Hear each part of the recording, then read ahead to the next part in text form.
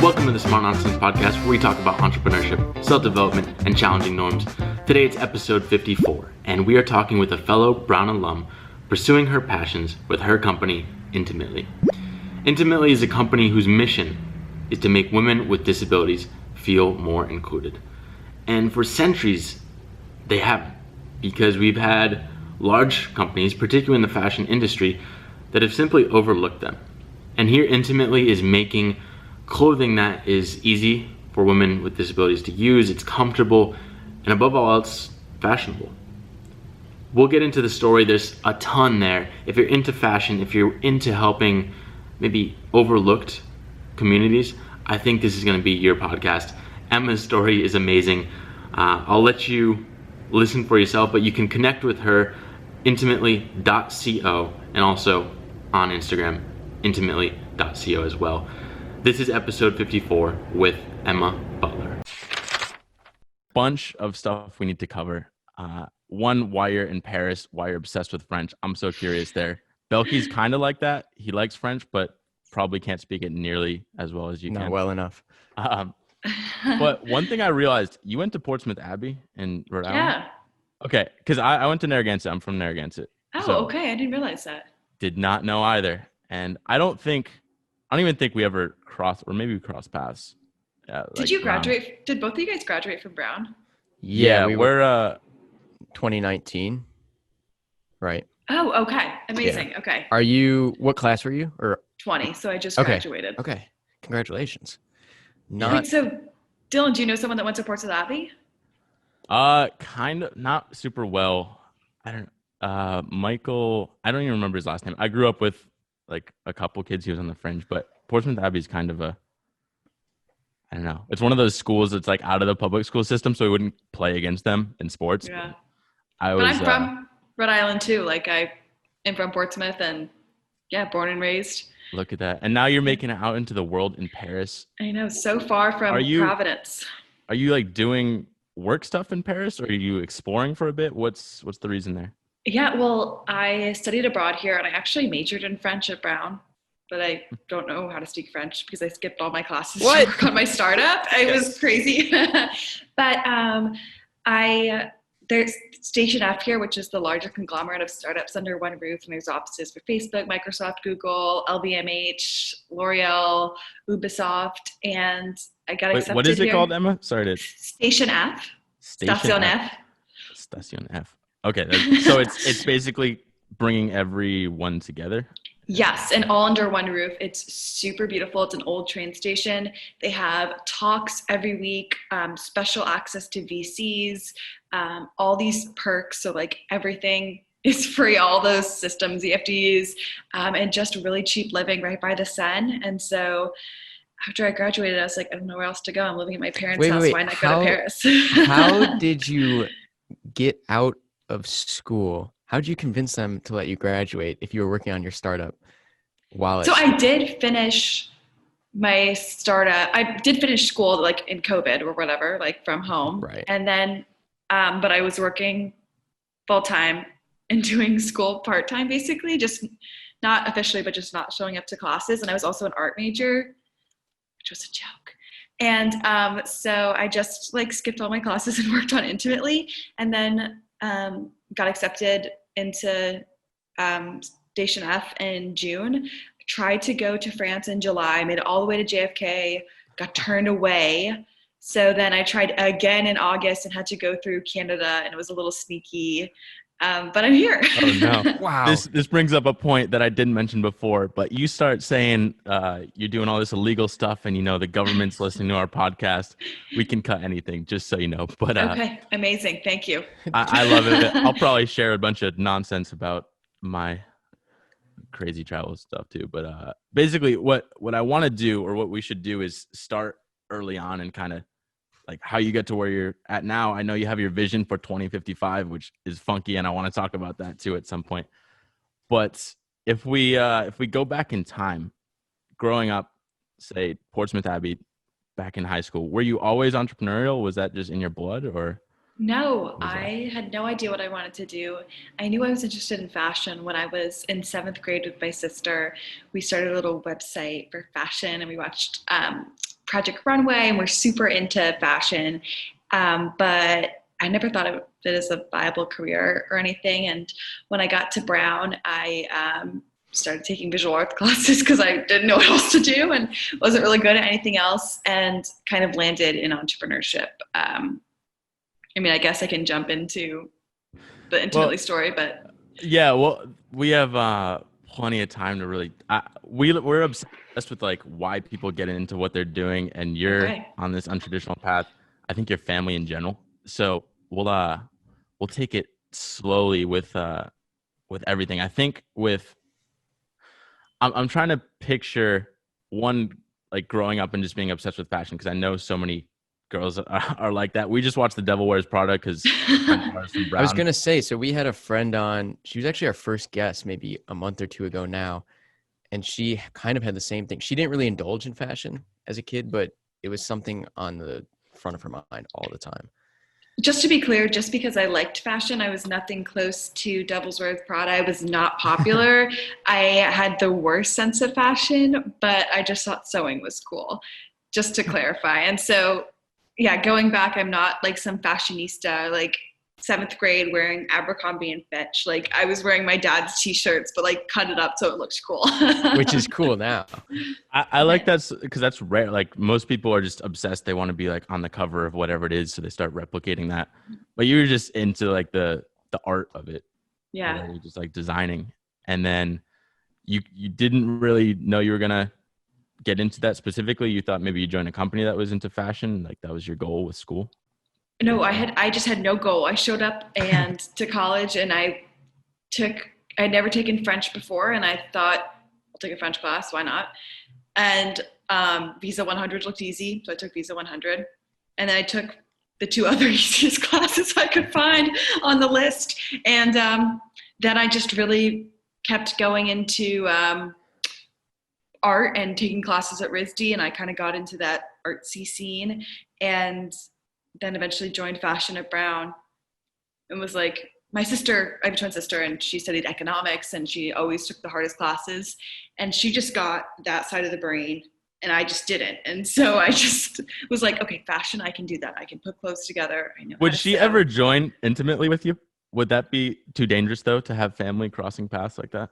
She definitely gives a lot of recommendation, but she is on she's doing Teach for America right now, and she is like that kind of girl that reads the New York Times, every article in the New York Times and the Economist and everything, the Guardian, and it's just like levels of academics above me. So did your parents put pressure on you then? Because it sounds like you said, you both had 2 kind of completely different brains. Were your parents trying to leverage like the fact that you were more of an artist growing up? Or was it just kind of like willy-nilly, whatever you want to do it? Yeah. And like, how'd you end up at Brown then? Yeah, that's a good question. My parents were definitely like, I wasn't the biggest reader, but like my sister. And so when I would draw and paint, they were like, Emma, you're so good at this. Maybe because there wasn't a lot of other things to say that I was good at. So I was really reinforced there. But I did do well on the SATs. I got a perfect score on the math, which is like very unlike me. Didn't take a single math class at Brown. And so I got really good SAT scores. And my sister probably dragged me along the rest of the way with her application, probably let 2 twins in. And that's how I ended up at Brown. We had the same thing. I think 2 years ahead of me, there were 2 twin girls at our school, and they both got into Brown. And it's just weird. Like there's just weird stuff like that. I feel like it'd be, I don't know if you're competitive at all. Maybe that's just like a boy. You're just like both, whatever happens. She just knows that she has her strong suits and that's I have my strong suits. And it's like, nowhere are we in the same lane. That's, so we're talking about like past guests. We have a friend, Ais, and he has a brother that's just the artist side. And he's deep in the art world. I think he's into architecture and stuff like that. And Ais is super into finance and money. So it's just funny, like sometimes just different wavelengths, but you crush it in whatever you're doing. Yeah, it's interesting too, because we look, it's not like 2 siblings. It's like we look so much alike, carbon copies, and then one just is completely an artist and the other one is completely right. You'd have like paint on you or something. That's how people could differentiate. Can I just side tangent, but how is that growing up? Like, is that annoying for you? I've never been inside the mind, or is it like fun to mess with people? Or Well, like, I've never been in the mind of a single child or with sure. siblings, you know, so I don't know. But we had the same exact haircut, wore uniforms our whole time growing up. And then we got to high school, and Zoe cut her hair really short, and I kept mine long. And so finally we could be told apart. But my grandma can't tell us apart still. My cousins sometimes get us confused. So it's like a little hard sometimes because I just want to be an individual. And they're like, one of you is doing that intimately thing. Aw. But in high school, we did switch classes, and it was amazing, and we pranked. But one day during senior year, during twin day, which is like our day, I was born for that day, some sophomore brought up a mirror on stage because we were doing like a contest who was the most alike, and all these like freshman girls were dressing in black dresses with their like look-alike, and then Zoe and I were like carbon copies, like mirrors, and this kid came up with a mirror, like just a mirror, and he won, and I'm really bitter about it to this day because I was born for that day. Still rattled 5-6 years The later. world is rattled. unfair. It's just Yeah. unfair. So if we start connecting more to the intimately story, we listened and heard a little bit about the connection with your mom. I think that's the first impetus, exploring just the whole world of fashion and maybe how it just didn't get to people with disabilities and didn't serve them properly. So your mom, she 10 years ago or so, she got diagnosed with fibromyalgia. Is that Yes. accurate? Yeah, so she was able-bodied her whole life. She is a sex anthropologist professor, super eccentric and confident, as you have to be a sex anthropologist professor. And PhD, has written books that are taught all over the world. Was really, really confident, eccentric, fashion, like all over the place. But when she started getting this severe pain that was unexplainable, about 10 or 15 years ago, it was really hard. Doctors sometimes didn't believe her. Luckily, my dad is a doctor, and he always believes her, which is great. But she was undiagnosed, but she was still having sometimes hard time getting dressed on her really bad flare-up days. And she wear the beautiful clothes that she used to when she was in her 30s, and now she was in her 40s or 20s, 30s, and 40s. And so I just watched the whole experience as a whole just lower her levels of confidence, and especially the shopping part. This is the same time that I started my little fashion blog or whatever website with my sister in 7th grade. And my mom was trying to shop for new clothes for her disability. And when she would look up disability fashion or fibromyalgia, clothes that work for fibromyalgia or those types of things, it was just really ugly and medicinal clothing, and not what she was used to as a funky, eccentric woman. So I want to know more about, what is a sex anthropologist? I know that's always like the stopping point every conversation. And then I want to talk about we adaptive listen to the fashion. rest. Henry sometimes we get caught up, but that's so unique. What does it entail exactly? Yeah. So obviously anthropology, studying human behavior and that type of thing. And then sex is just like for example, what she did her PhD on when we were very little, we lived in the Caribbean, and she studied the you guys can cut this out, whatever. But so 100 years ago in the Caribbean, just for a specific niche, just to give you a better explanation, otherwise I won't be able to give it a good explanation. Women had, local women on these islands had, it was very poor, so they had sex with colonizers or other people for money and traded it for food and other things to live. That habit or that act was passed down to their daughters. And now 100 years later, the Caribbean, these locals have enough money to survive. They have great tourist economy. I mean, it's, and so the women don't have to have sex and use that money to live. So she was studying what these teenagers did now, which was still have sex or and they were 15, 14, 16 with older guys that had money, but instead of buying food the way their grandmas did, they sold it for commercial consumer goods, like to get earrings or to get cute dresses or whatever technology was at the time. And so she was studying that behavior. Yeah, that was a long story. But that's good. And I think it's important because, like you said, it was so kind of, it was her identity was this sex anthropologist professor who was quirky and fashionable. And I think it's so important that kind of when that was stripped away from her in terms of her able-bodiedness, that's when you saw kind of the need to do something about this. Yeah, about also, how ugly adaptive fashion was. Yeah, and also I think why I started with lingerie, you know, like as a mother with a as a sex anthropologist, that's like a really common topic in our household. And I knew the power that lingerie had, whether it makes you feel really confident or sexy or desirable or, and aligns with your sexuality, how you dress in the bedroom or how you dress for yourself. And so, you know, that's another piece where my mom fits into this, not just the inspiration for looking at adaptive apparel.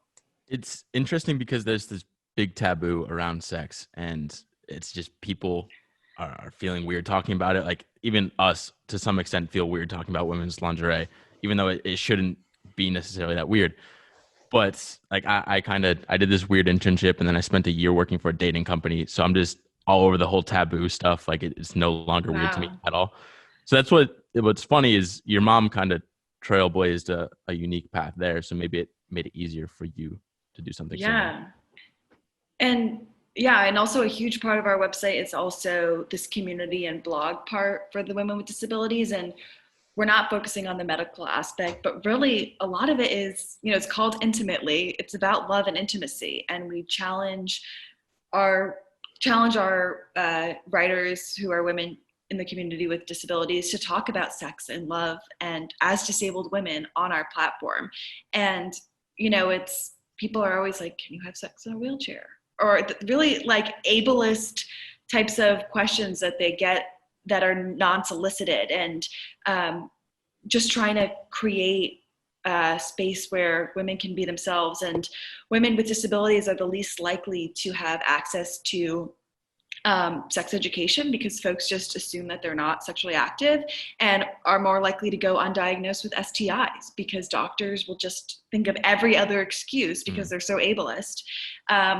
And they're also, so it's just really interesting also in that other part of sex, how it like warps into everything I do and intimately. And so, it's really interesting, this power of intimacy and self-confidence. And a couple things with the blog. One, I love that you started it in 7th grade or so long ago, and it's just been building and building, and now it's a community of women. Is that the same thing you started in 7th grade? No.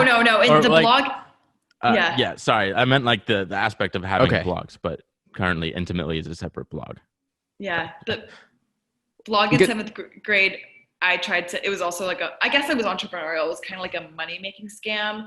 I was like, people, please send in your sketches of your designs and like $5 per submission. And then maybe the best person will win a Nano iPad or iPod. Did you get any submissions?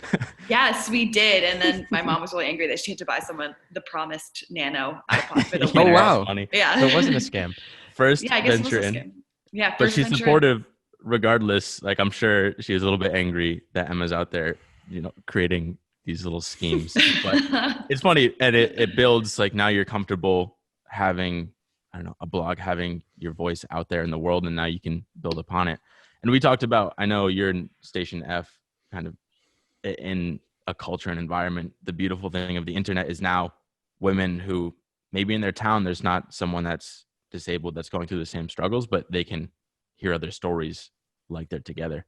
Yeah, and exactly. And even if there are women in their close community, which there most likely is because there's 600 million women worldwide that have some sort of disability that affects the way they dress.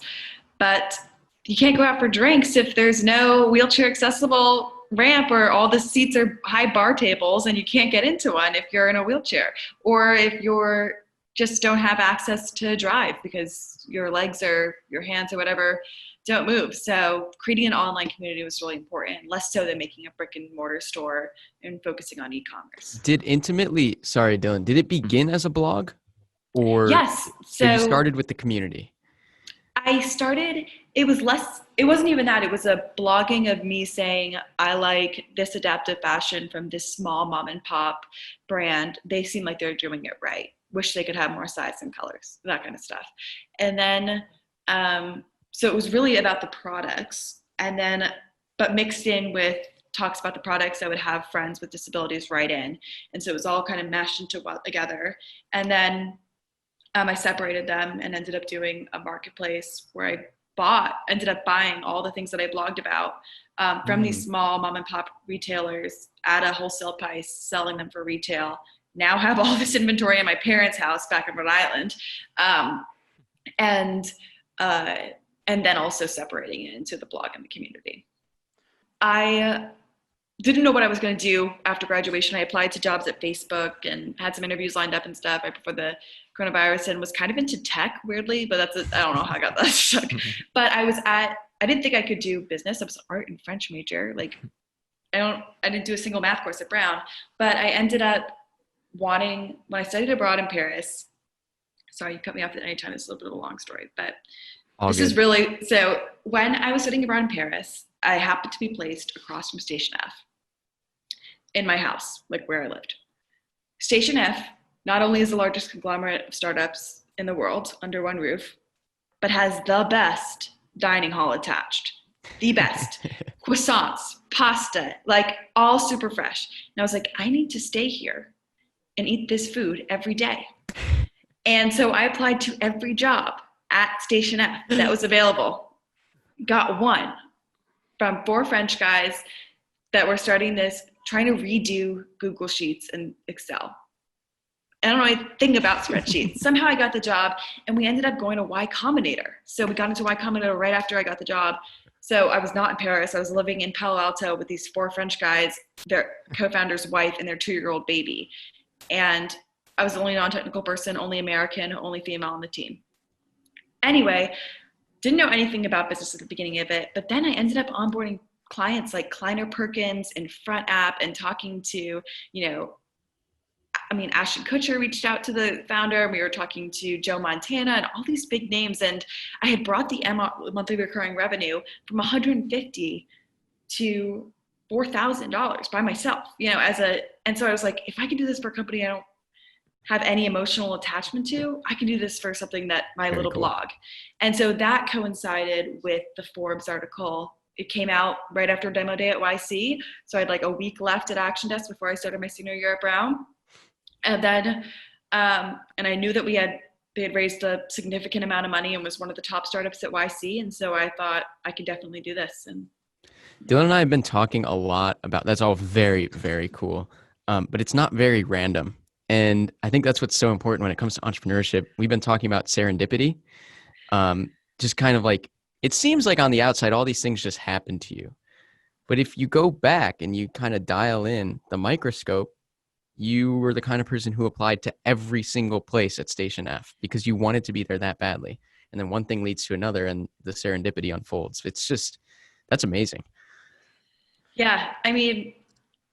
It's tough. I have a lot of cards in my favor. Like, I am an able-bodied woman that was able to, move to Paris and move to San Francisco and happen to be with these people and happen to have a great education and a Brown degree. So with all those things, then the serendipity came. Yeah. That's why I love the idea of junior year internship. And I think if I went like to a URI or something, University of Rhode Island, like a lot of our friends, they didn't have everyone pushing them to do internships. I'm kind of lazy as a human being. So unless I see everyone else doing it and there's some peer pressure, I probably won't do it. So that's why Henry, I know, was at a startup in San Francisco too, that opened his eyes to that world and kind of more so entrepreneurship. Clearly you did the same. I think more people in college really need to do exploration. I don't know. Do you have any thoughts for people right now in school? I know you took 1010 and maybe like anyone at Brown take that class because I loved it, but any other thoughts for people in school?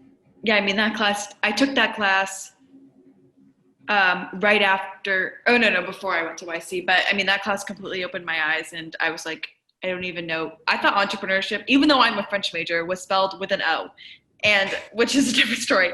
And I just, that's the problem with Brown. Like, you can't really push your limits if you don't want to. You can stay and take all the art classes and take your French classes pass fail, But I just think that I had to just go out of my element and take Danny Warshay's Edge 1010 class as an art major and go to Paris and apply to jobs when I had the privilege to be able to, and just like really push myself. And I think that, I asked my team members, now we're 9, to really push themselves too. And the best way that we're going to grow as a team, and the best way that I've seen my friends grow, is, get out of your little bubble and just try new things. And I give assignments to my team members that are nothing, and they're all college students. And one of my interns took the semester off from Cornell, and she just moved to Paris here, and she's learning so much more, in my opinion, than she could learn at Cornell. That's what we've been wrestling with right now, because we have people, I guess you saw a little bit of it with your last semester at school, which, sorry, that wasn't as exciting as maybe it could have been. But what would you do right now? Would you still be in school, or would you maybe take a semester off and be an intern? That's right. For They started yesterday.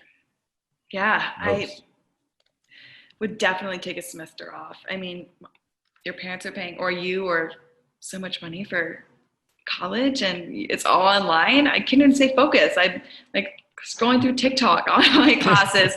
Like, I would definitely, my advice, not that I am in any position to give advice, would be to take the semester off and just, if not, waste your money on online classes. Yeah. If you explore something. Explore something. And my friend started intern from home because he was seeing that exact niche, that problem, where not only do people want to explore too. I think that there's something that, quarantine was great for the first month, but you don't want to sit at home and how many shows can you binge watch? You want to push yourself even for free. And so I had a lot of applications come in where people were like, I'll work for you for free. I just want to get some experience. And, I think that's a great way to just you can stay home, stay safe, but just apply to the randomest internship that you have no interest in, like spreadsheets. Now I'm into Python, and I'm an art major, Emma. You're an art major. You're not into Python. Was it Hack at Brown that you actually got an award for new hacker or whatever it was? I forgot about that. How did you stumble into that? Where does that come from? Yeah, I was I'm a data science girl now. I went to YC. I could do Hack at Brown, and I was and I formed a team with, none of my friends wanted to do it, so I did it with 3 freshmen. And I was like, all right, this is what we're going to do. We're going to do some sort of gamified marketplace for mobile apps, something completely random.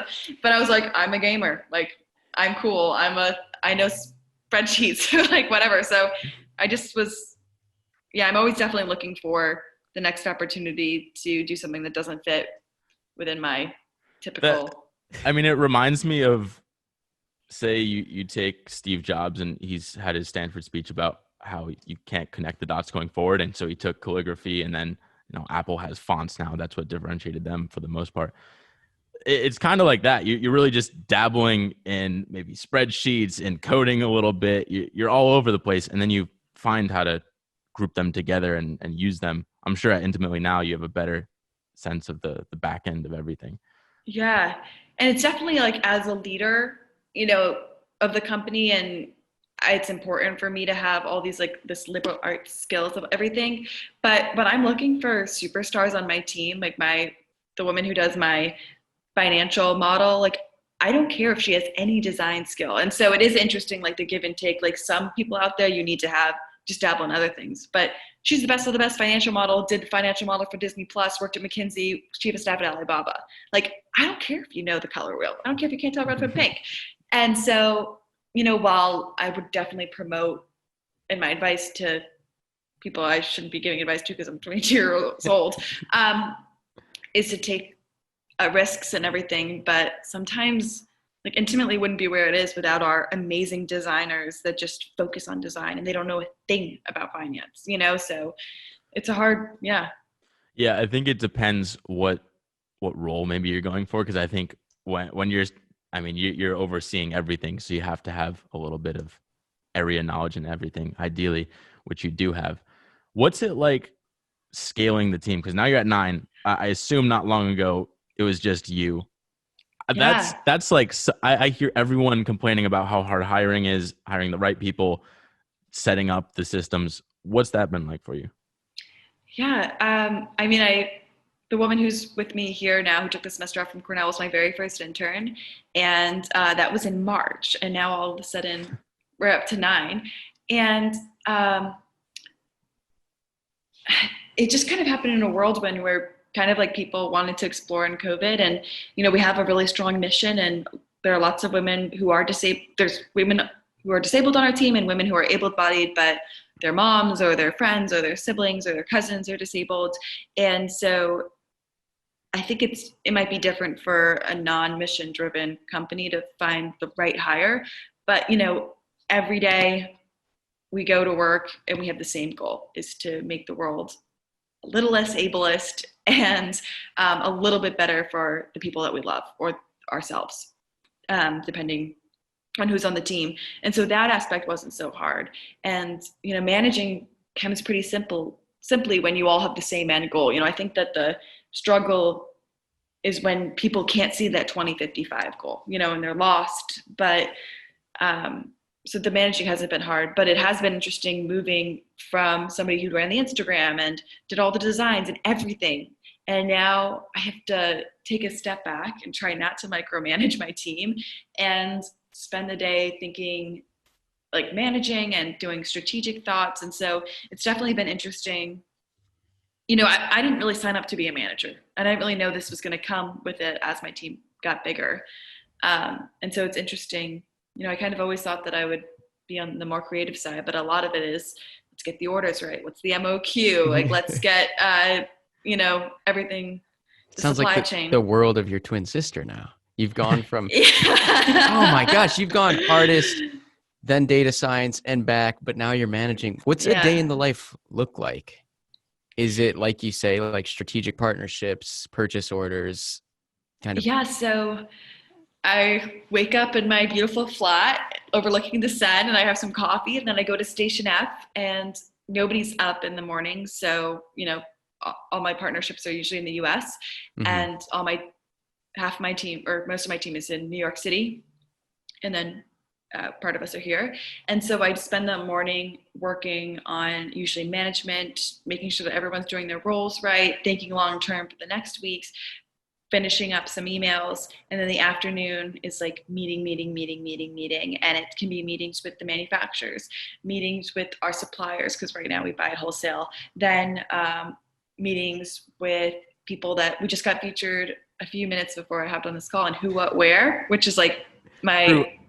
I forgot to congratulate because I saw your story. Oh my gosh, thank you. And that's massive. Yeah. You've been following them forever, no?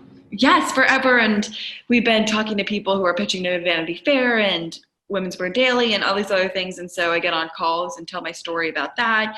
And then I sit down and I do all the spec sheets for the tech packs for all of the designs, and choosing how many colors in blush we want, how many colors in black we want, and then my meetings can sometimes go up to 11 p.m. because it's only 5 p.m. Right. Eastern Standard Time. And the other day I had a call at midnight because my manufacturer's in LA, and I was like, oh no, man, you choose the wrong city to go to. So that's... Oh, you're a beast. Do you miss, sorry, do you miss the kind of, because so much of that is, well, it's managerial. Do you miss the creative aspects of what you started the blog for? Yeah, I mean, it just feels like two different jobs entirely. It's kind of like oranges to apples. Weird ass analogy.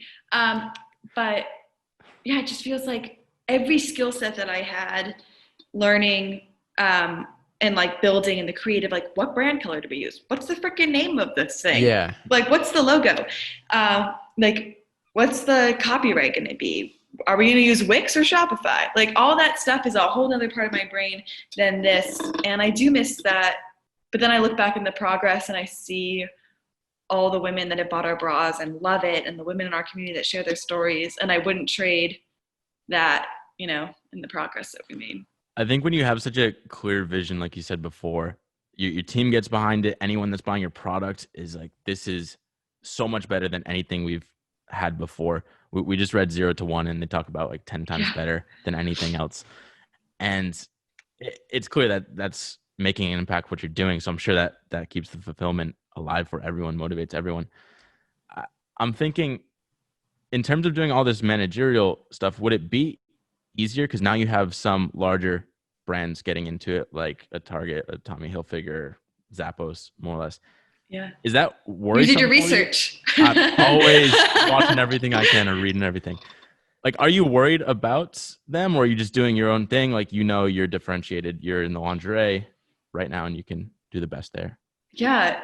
Well, so we're planning on, lingerie is just the first step. We've already designed sleepwear and sleepwear can easily be transferred into daily wear.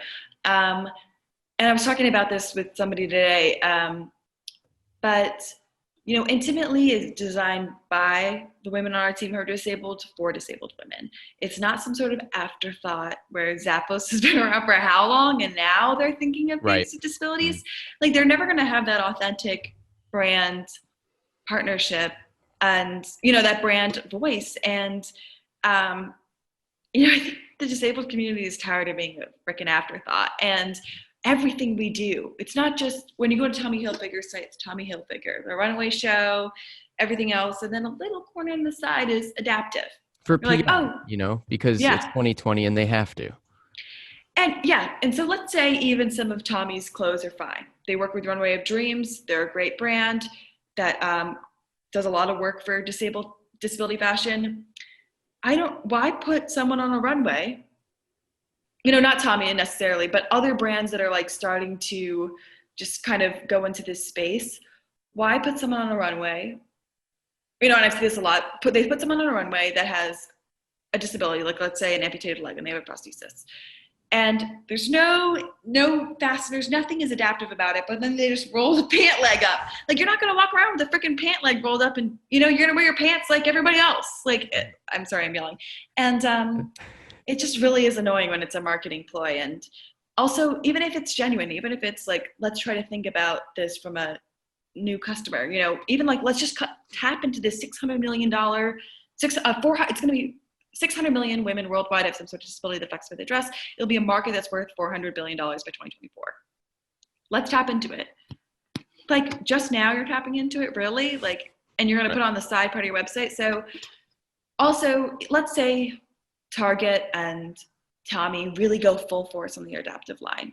The beautiful part about this new fashion, adaptive fashion, is just like all types of fashion, there's so many. You can be boho, you can be preppy, you can be somewhere in the middle. You could be Lily Pulitzer, you could be J. Crew Madewell. And so there's going to be a lot of space for competitors to do lines in this market. It's not like all folks with disabilities dress in the same black pants and black shirt, Right. So it ought to be like any other competitive market for buying clothes and accessories. Yeah, and I think that's what's going to happen in the next 10 years, the same way that the maternity market started with just Liz Lang creating designs for designers, in the plus size market in the early 2000s with Lane Bryant, just a couple designs that fit beautiful, curvier bodies.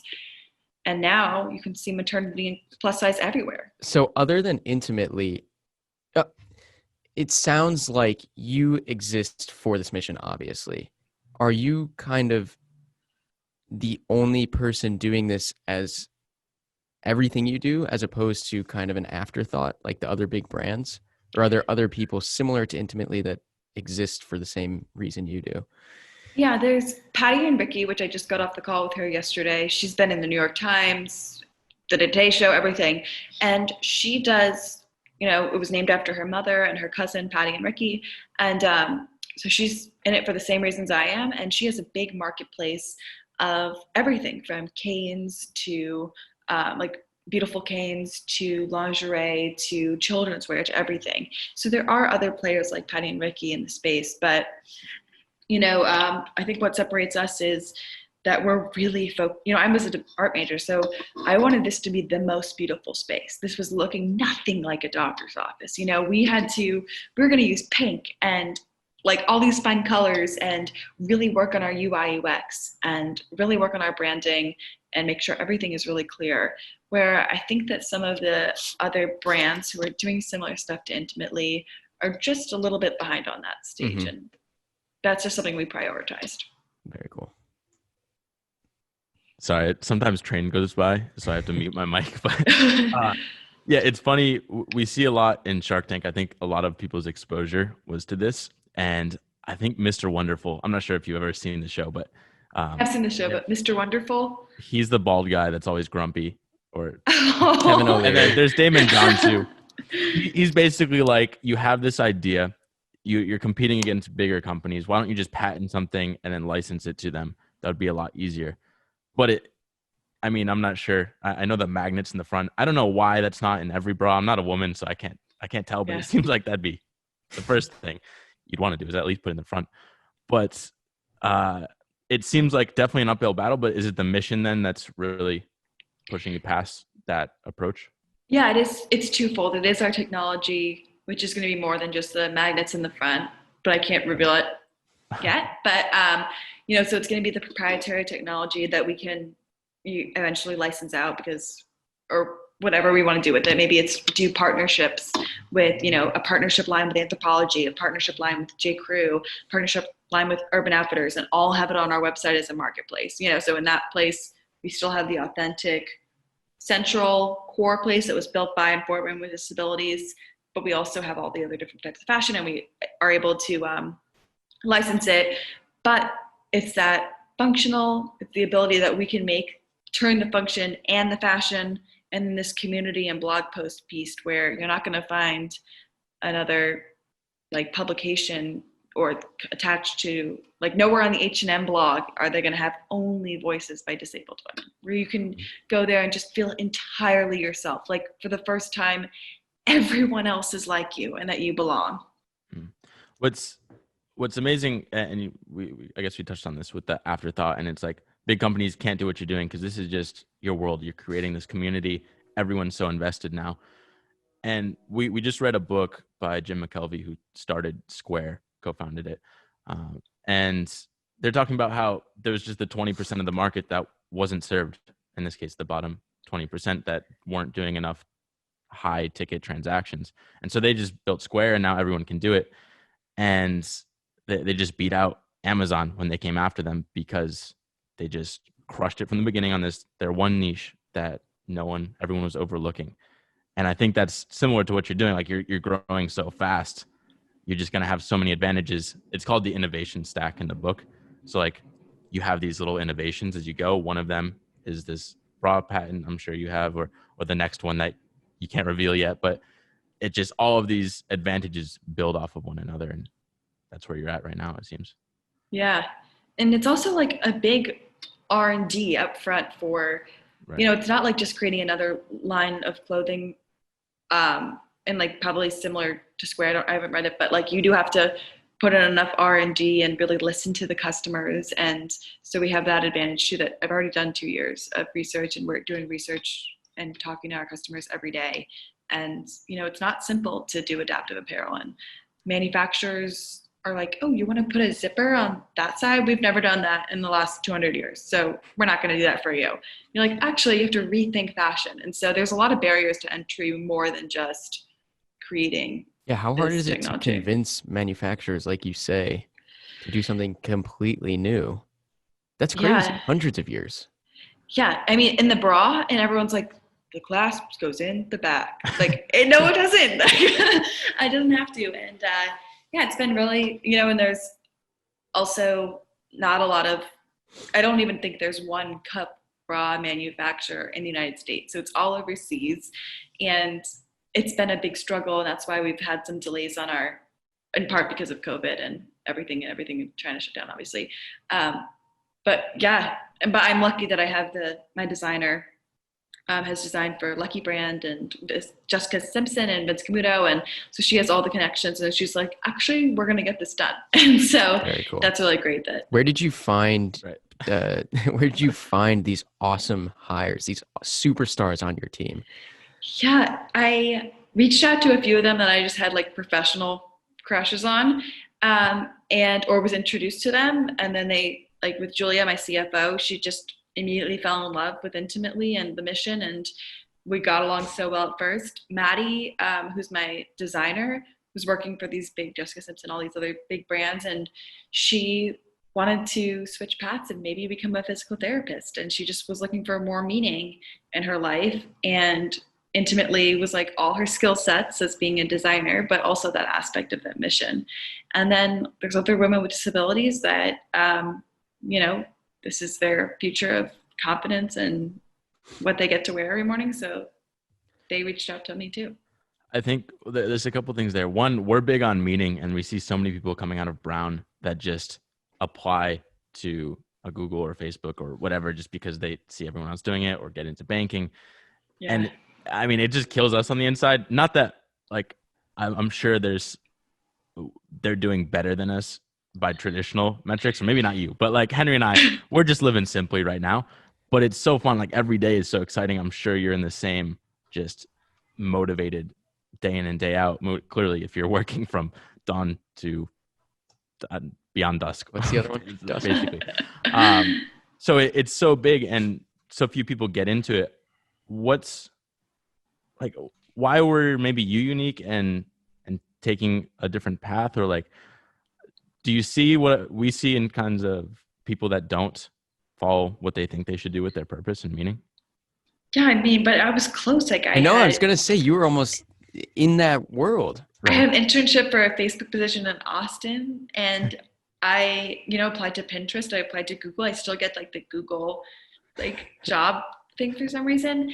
And so I don't know if it was coronavirus that just I happened to be home. I was like, I'm not going to get a freaking job. Let's go full speed ahead. Or maybe I would have turned down the job at Facebook and just realized that this was what I wanted to do. So I don't know if I'm not like, I don't know. I was really into that sexy, I was like, if I was smart enough to work at Goldman Sachs, I'd work at Goldman Sachs and sell my soul. So yeah, I don't think I'm the right person because I think what's happening right now, I'm starting something, Emma, and for the first time in my life, people are kind of like coming out of, I don't know where they're coming from, but people are reaching out to me because they want to work with and for me. And I do think it's like this silver lining of coronavirus where a lot of people are at home. A lot of our friends are saving a lot of money living at home with their families. And I think like the assumption that you have to go to Google and you have to go to Facebook and Apple and whatever, I think that's really being tested right now. That's the silver lining I get from the coronavirus. Dylan left a job in April or May or whenever it was for kind of the same reason. It's like, you can only go up from here. It's a really bad year. Might as well just go for it. It's not as sexy as going to Palo Alto or Mountain View and living there and going to the Instagram office every day. It's like you're home with your parents, in your room on your laptop doing work. Why not do work that you love if you're going to be on your laptop on your couch anyway? That's exactly it. Yeah. I mean, Henry just said it, but that was the motivation. You're here anyway. It's just make the most of it, explore a little bit. Luckily, you talk about recognizing the privilege that we all have. And I think that's massive because so few people can do what we're doing. But it's great. When you have the opportunity, seize it. You're clearly seizing it right now in Paris, jealous of everything. So what right now, going towards your 2055 vision, what is your big focus? What's the next big step that you need to make to get there? And what is your I don't know what your 2055 vision is. Yeah. Also, I want to hear what you're working on later, but okay. I guess I'll answer this question. So for Intimately, the 2055 goal, there's obviously a lot of aspects of the world that needs to be reformed to be more adaptive, whether that's spaces that can be more adaptive and friendly towards folks with disabilities, raising the people with disabilities can be paid less than minimum wage. So there's a lot of other things that I would like to change. But for Intimately, my 2055 goal is that it is as easy to get any type of clothes that you want that fits you perfectly and makes you feel beautiful as a disabled woman. And there is no stigma around adaptive fashion. And every company does a line, maybe hopefully it's with Intimately in partnerships, but every line from Anthropologie to Chanel has lines and models with disabilities. And when my daughters will look at runway shows and everything, and just go shopping, they won't think twice, and they will be upset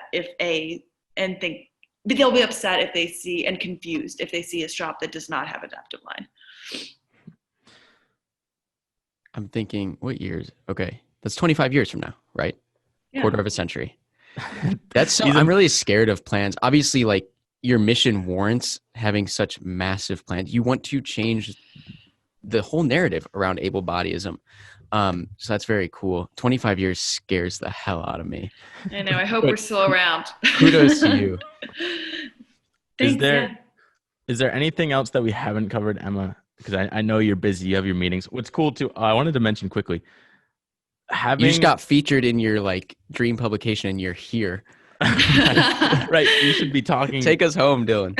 Well, one, it's cool that I'm not sure the nature of the meeting, but I think it was Patty and Ricky, and how good listening.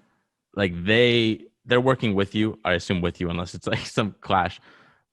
Okay. Well, it's interesting that you're just talking. Okay, maybe it's not. Maybe it's clashing more than I thought. But having these meetings with other people, and really, there's an effort. I think everyone can win the more adaptive fashion there is, adaptive clothing.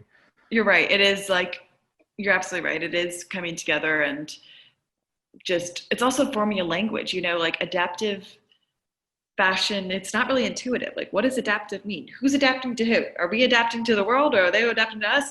And so, creating languages and just working together. We need a disabled woman on the cover of Vogue, and we need superstars and singers that are disabled, and in every aspect, in academics who are disabled, and entrepreneurs who are disabled. And so you're right, it is a huge collective effort to just change the stigma. So to wrap up here, 10% pretty much of the world, 600 million women, have something affecting the way they dress, right? And so that doesn't include deaf folks or folks with disabilities that don't have disabilities. And I think the percentage is 15% of the world's population. Okay, 15%. So what I'm thinking is, like you say, how come when I go in, I love Gap. I mostly shop at Gap. I'm a simple person. How come when I go into Gap, 15% of the store isn't dedicated to that population, right? Yeah, I mean, how many? That's 2055. Yeah. And how many mothers do you know that are pregnant? I don't know that percentage, but a lot of people are pregnant in the world. And prior to 1990, before Liz Lang, 1998, I guess, you would never see maternity wear anywhere. And it's the same thing. It's battling that stigma of, dressing as a pregnant woman, dressing as a disabled woman, and getting over that stigma. And then people will think it's normal. And there'll be 15% of the store dedicated to disabled folks with our patents. That's the beauty of having this more globalized, connected world, is now you can go into niches that, even though it's 15%, it should be massive enough, but you can have companies entirely dedicated to these people that were underserved in the past. And it's amazing. I'm sure your mom's happy with what you're doing, because you're literally, building for yourself, for your family. So that's inspirational for everyone. Any closing thoughts on your mind, Emma? Anything we haven't covered that you want to get out to the world? No, you guys did a great job asking all sorts of great questions. Awesome. This was fun. Try. I'm so excited. We'll see. We'll keep up to date with your story. Hopefully more and more awesome publications feature you. And best wishes. Enjoy Paris.